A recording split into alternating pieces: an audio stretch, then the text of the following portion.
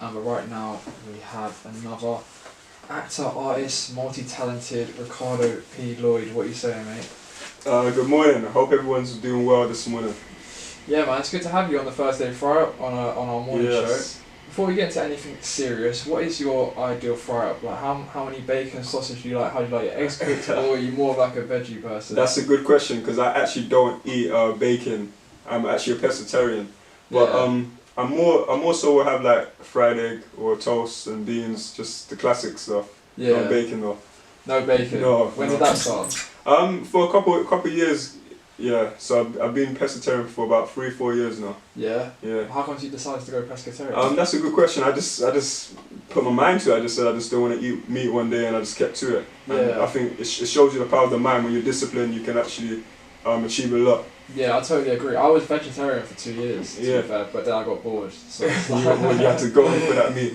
Yeah, well, no, like it definitely taught me a lot of self-discipline and Mhm. self-will. But I don't know, like after a couple of years, I was just like, I was basically like, let me just try it and see if I can stomach it, and I ate it, and I was like, oh god, no. What's your ideal meal? My ideal meal, like my favorite meal? Yeah. I don't know, man. It depends. Like, I quite like Indian food, to be fair. Yeah. Like, I quite like spicy food. So yeah, something like a curry, I'd say probably is my favourite. Dope. Yeah. Something nice like that, man. But so yeah, thanks for joining us today. You're an actor by trade. Yeah. Also getting into music right now. Yeah. Tell me a little bit about your acting though. Like, how did you first get involved in that? I remember doing an interview with you earlier this year. Yeah. We was doing a soapbox thing. Yeah, Soapbox Live. Yeah. Which is on Instagram and stuff like that. I kind of spoke briefly about it. Acting for me was kind of a journey where it kind of helped me a lot from being on the right path in life. You know, I didn't really do so well in school and all that kind of environment. So acting was a thing that I found a kind of escapism and enabled me to, you know, understand humanity in a way that I wouldn't normally understand what it is to be human, because you have to dive into other people's shoes and see the world through different lenses. Yeah, that's quite an introspective way to look at it. Mhm. To be fair, how did it come about though? Like, Yeah. because for me, acting was like never offered at school. It's never been an option Yeah. for me. I've never actually done any acting. That's interesting, because I think for me I've always been performing in some way. When I was younger, I used to be in a police outfit and stuff like that. I think I was a police officer, and then from there I used to think I was Bob Marley. Then I used to think I was Michael Jackson. So I was always kind of performing, but I just didn't know that was acting until like kind of later on. And then I did like little school plays and stuff like that, and then I started to find a passion for it. That's really cool. Yeah. No, it's something I've always kind of wanted to do. Like, but I've never kind of had the opportunity. Yeah. I was an extra on a show though. What's that? Last year. It came out recently. It's called Brave New World. Okay. Yeah, it's on Sky, I think. Yeah. I don't know if I'm actually in it, or if I've been left in or not. But I was on the set. Yeah. So yeah, it's my claim to fame. How was that experience, just being on a set? It was cool. Like, obviously, like it's you're kind of sitting around doing nothing for a lot of it, to be fair, especially as an extra, which I found just like really strange. I also found it really odd, like how many takes it takes to get like one like little thing. Do you know what I I mean? definitely know what you mean, because I remember, this is a secret, I was in Made in Chelsea. I was an extra in that. So Really? I've seen how you know reality TV was actually made, Wow. and it's a lot of it is all staged. Yeah. It's not real. Yeah, of course. Yeah. I mean, yeah, that's so obvious as well, especially when you watch it now. Like, it beforehand, they kind of made it like less obvious, but I've watched episodes of Made in Chelsea and Italian and all that. It's like it's so blatantly staged. It's unreal. And I think if you don't notice it as well, you're a bit oblivious. Literally from everything, from the clubs, everything, is all like staged, but that's like TV secrets. So go for a set on Made in Chelsea. So what did they say? So let's not speak on that, because I don't want to be in trouble. You know what I'm saying? But it's interesting. Oh, do you have to like sign? I think you do. Yeah, I think you do. Like, you can't say this is staged. Yeah, you just it's just. But you learn a lot when you do extra work and you go on different sets. You learn kind of a lot of how things are run, and a lot of TV is false, staged. Yeah, well, like reality TV. Just normal TV, like everything from like Britain's Got Talent or The Voice and all that stuff. Oh yeah. All of it is. Yeah, I think as time goes on, more and more people are starting to realise that, like how, like you said, I think to get on Britain's Got Talent, Yeah. even to get through to like the audition stage, you have to go through like Yeah. 4 different audition Yeah. stages, and you have to have some kind of story, backline, sub story. It's all bollocks. Like they don't just put on someone that has like a banging voice. Yeah. I mean, why does it have to be? That's the TV world, I guess. Yeah, but it's so sappy. Like that's why TV is Yeah. dying for me. Like I don't watch TV Yeah. like at all ever. Like do you still? No, watch TV? I actually don't actually watch hardly any TV anymore. It's more so like YouTube and Yeah. maybe a couple things on Netflix or YouTube, just online Netflix. and just movies and stuff like that. But I don't really watch TV like that. No, I Yeah. haven't been doing that for years. 'Cause I just find it just full of trash, a lot of it, and it's not Horrible. Even, it's not stimulating my mind, so I don't.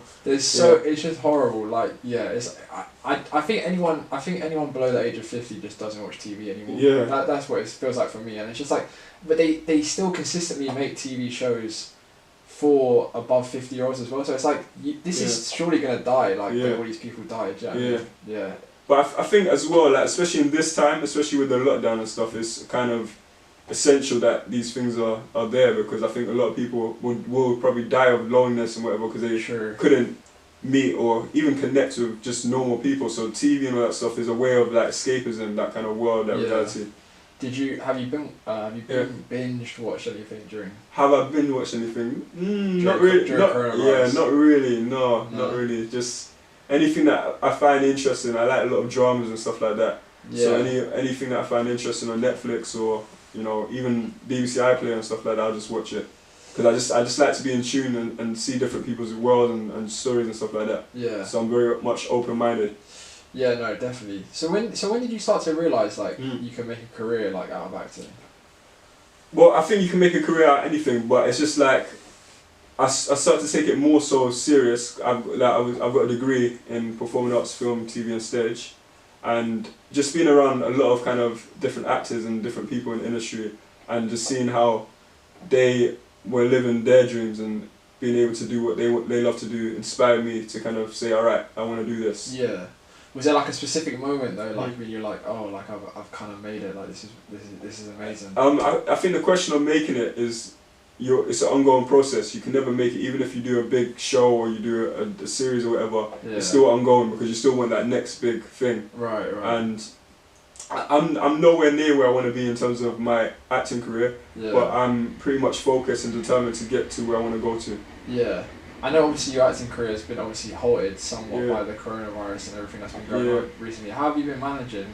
Like, well, there's been a lot of things that's happened to me in the last three months. I've actually been dealing with like homelessness and stuff like that. Yeah. And just a lot of pain and stress, anxiety, and a lot of things, and I'm slowly overcoming it. But I feel like this year 2020 hasn't been an easy year for a lot of us.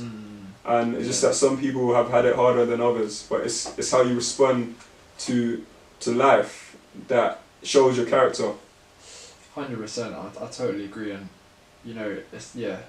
but it's obviously like, do you think the government aren't doing enough to help people like yourself, creators like yourself? Of course, I think the government can do a lot, especially within the arts as well. Like they kind of invested a lot of money into other stuff, but the arts was one of the industries that was kind of forgotten about. So I feel like there could have been a lot done. A lot of the theatres and stuff has been closed. I met people and they've lost jobs from working in the theatre and working in bars and that stuff. And it's been pretty hard for a lot of people, a lot of creatives. Unless you're like a Idris Elba or a John Boyega or one of these guys, you're gonna find it hard. You're gonna find it challenging. Of course. Did you lose any jobs like due to this? Yeah, I've lost a lot of opportunities and jobs. I was meant to be in productions earlier this year and stuff like that, and then that kind of took a hold and got cancelled because of the restrictions and stuff like that on coronavirus. Yeah. Even now it's weird as well. When you go to castings and stuff like that, it's all like Zooms and online and all that kind of stuff. Really? Whereas before it's like you walk in a room and you got a casting agent. Now it's like just all gone weird. How do you manage that though? Like, how do you do a casting on a Zoom call? Like, do you get the same energy or? It's a bit weird. It's a bit weird. You're used to like recording yourself self-tapes, but it's weird, and I think that's the direction of the industry now, in its current climate because of everything that's going on. Yeah, well hopefully, like, can you see a future for acting, a future for theatre? Like, yeah, what do you see? For me, I'm trying to break more into film and TV. I've done quite a lot of stuff, and that kind of stuff. And theatre's great. It's a great feel. You know, it's live. You know, it's good for you to be in front of an audience. But for me, I think film and TV is more my future, and that's where I'm heading. Yeah. Have you had any film or TV opportunities? Not at the moment, but yeah. you know, I've got a good agent and stuff like that, and I'm sure opportunities will come. Definitely.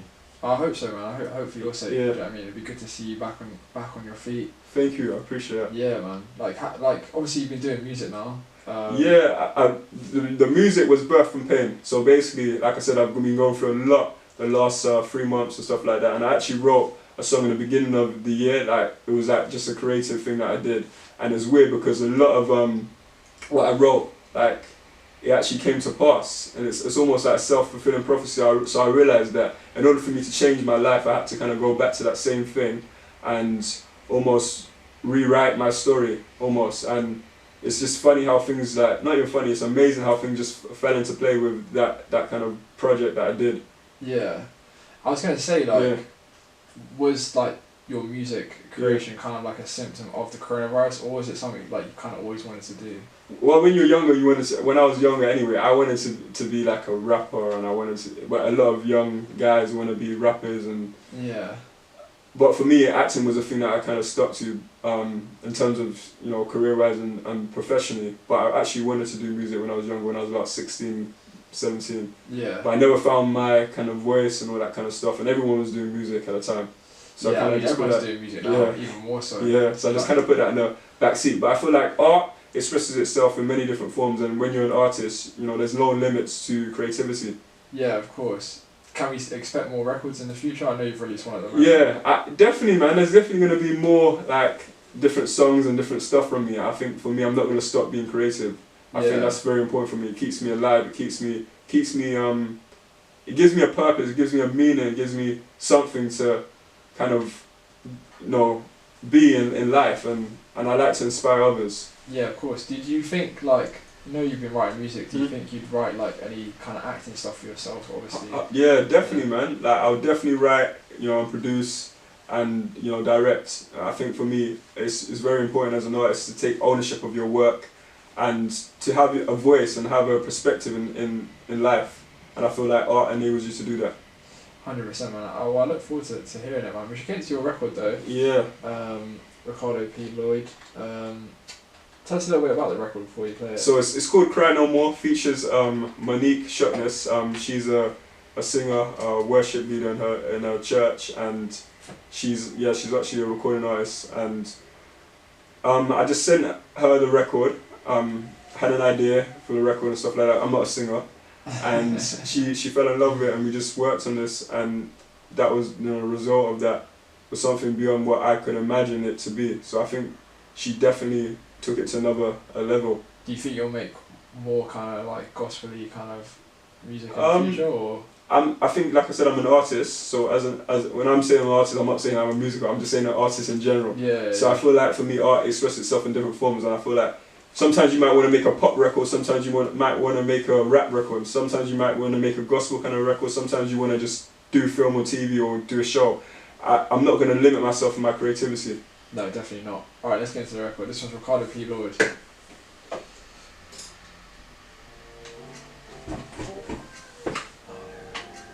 Beautiful.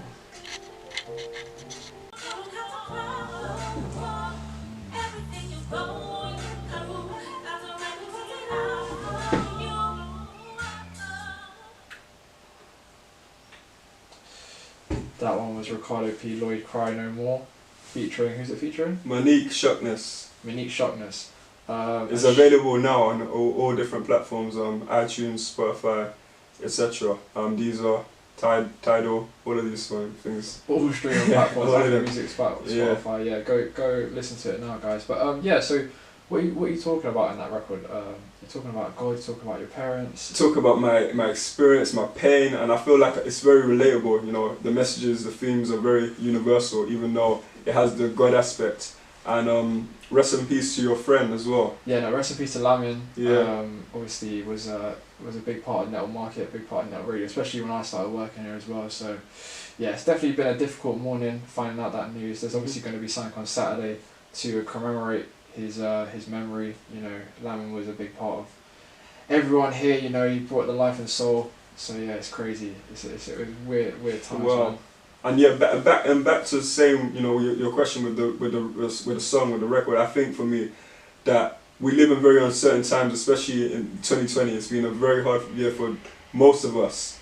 And Cry No More, I feel like a lot of us have shed so many tears and had so much pain, you know, throughout this year. So it's kind of a song, a record to encourage others, you know, that you don't have to hurt no more. Everything that you're going through, God has made a way, you know, He's got a plan for you, you know. And I feel like that's a very important message in this time. And no matter if you're Muslim, you're Christian, you're gay, you're straight, I think that anyone can resonate with that message. Right. It's a message of hope and encouragement. When did you become religious? I wouldn't call it religious. I'll say when I went on my spiritual journey and finding God, that probably happened around 18, 19 years old. Yeah. But like anyone, I've gone through many different challenges. It hasn't been easy, but faith is not an easy walk. But you have to keep on going. And even right now, we're all living in some kind of faith, whether you believe in God or not. Yeah, no, I get that 100%. Do you identify as I'll say Christian, yeah. But I don't really conform to the religious aspect of it. But I believe in Jesus Christ and stuff like that. I'm never gonna deny. No, I know the power what it's done for me and how it's changed my life. Yeah, of course, and like that's definitely very powerful, and I think, yeah, I don't know. For me personally, I've never bonded well with like religion. Yeah. I say like obviously I think there's, for me I don't really know if there's a God or if there's a creator or if there's, you know, something out there. I'm not like super one way or the other. Yeah. I just think that like certain like all religions, they kind of like hold like certain backward views that I don't, you know, that I feel like in this generation when I live in, like I don't know if that necessarily corresponds with like how we should be operating. No, I definitely hear what you're saying, and I think it's all about just love and understanding. And I feel like where a lot of people fail, like especially religious people, is they don't know how to love or understand or have compassion. And I think that's what the world needs. It needs love. It needs compassion. It needs a solution. And where religion fails, that's where I feel faith is more important, more than ever, if that makes sense. And I'm not going to try and push on my beliefs on anyone, but I do know that you have to have some kind of hope and faith in life. You know, everyone is going through it. Even when you go on an airplane and stuff like that, that's you having faith that the airplane, the pilot is going to take you to your destination. And I think that's life. Life is just full of faith. And believing in God helps me to hold on to something and to inspire and empower others and know that my life is worth more than just the ordinary. Yeah. Sorry, give me 2 seconds. Hello? Sorry, it's obviously the manager from the radio, so is there something wrong with the mics? Okay, I'll sort it out. Yeah, we'll do. Sorry about that. That's really unprofessional, isn't it? Yeah. See, the mic isn't working. Which one, your one or my one? My one. Oh no. This can't be able to edit. Yeah. Yeah, sorry about that. That's good. Yeah, I just wanted It's to... not live, is it? We are live right now. Oh no. But I'll sort it out, man. It's fine. Yeah. Don't worry. Editing is a beautiful thing. That's good to hear though, man. I think as long as, you know, as long as God is like a personal... There we go, it's working now. As long as God is like a personal thing to someone, I think that's very healthy. I wouldn't say a thing, but it's, personal. God is personal to someone. Yeah. But I feel like sometimes it can allow people to, I don't know, like push it onto people and make them feel like they're better than someone or more right than 100%, and I've experienced that myself, and I would never ever push my beliefs or anything on to anyone else. I just believe in, first being a good human being, being a moral person, a good human being, and just loving and making a difference in this world. I think that's very important for me. Making a difference. And I think that's probably why I'm more, in tune to being an artist and actor, and now get into music and writing all these other stuff, is because I want to make a difference in this world. I want to be a voice for the voiceless, and I want to heal. I want to, you know, be the spark that pushes out and stimulates kind of growth and change, basically. That's amazing, man. I'd like to, hopefully you can do that. You know, I know like right now it's quite difficult to be able to be able to use your talents to their full abilities, but I'm sure you'll find a way. You know, when there's a will, there's a way. That's it, and that's a message of hope. What you just said right there. Yeah. Where there's a will, there's a way. So remember that, ladies and gentlemen, and boys and girls, and everyone around the world. Where there's a will, there's a way. Just hold on to faith and hope, and keep on going. No matter how hard it gets, you got to keep on going and strive for something, because life is meaningful. Your life has substance. Your life has meaning. So, in terms of like theatre, like what's kind of been your most like well received like gig? Like what's been your favourite thing you've ever done? I think a lot of these projects that I've done has served its purpose for its different time. But one of the most reputable shows that I did last year was a production called Excluded, which generated a lot of mainstream attention and press coverage. So I think that was kind of where everyone's eyes were kind of on me, because of my role and my part in that production. By intermission or youth feel, you know, so it appeared on BBC Sunday Morning Live, ITV News London. I was interviewed by Vanessa Feltz, you know, Radio 1 and all these different things. Yeah, so it was quite major. I was in. That's crazy. My dad would probably listen to that when he's working. Yeah, so it's quite big, and I felt like that was an important message because it dealt with exclusion amongst young people, especially how society likes to exclude them, especially education system and stuff like that. And I thought I felt like that particular show was a very important show, not only for my career, but an important show in general because of the themes and the messages that it was covering. Is that the kind of thing you want to be involved in the future? Yeah, like everything that I do in terms of creativity, it all has to serve some kind of purpose and meaning, and kind of inspire and encourage and uplift and empower others and make you look at the world in a different lens. I don't want to just do anything. I'm very much principled in what I do.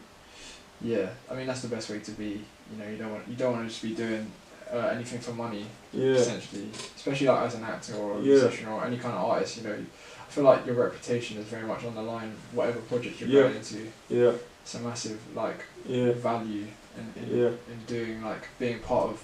But yeah, obviously as well. I did other productions. I worked with the likes of Mark Rylance and Martha Plimpton. She was from the Goonies and the Goonies. Yeah, that's a throwback. Yeah, so I worked with quite a few different names in the industry and stuff like that. Who was she in the Goonies? She's the lead. She's one of the lead. Just quickly Google her. The girls. Yeah, Martha Plimpton. She's an amazing actress. But I've worked with a few people.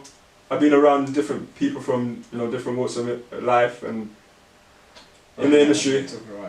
Yeah, quite a few big names and stuff like that. And I don't really get fazed by names and stuff like that. It's more about the character and of the person and just life. That was a great Michael Jackson quote in there. Man in the mirror. Yeah, it's true, man. People should look at themselves more.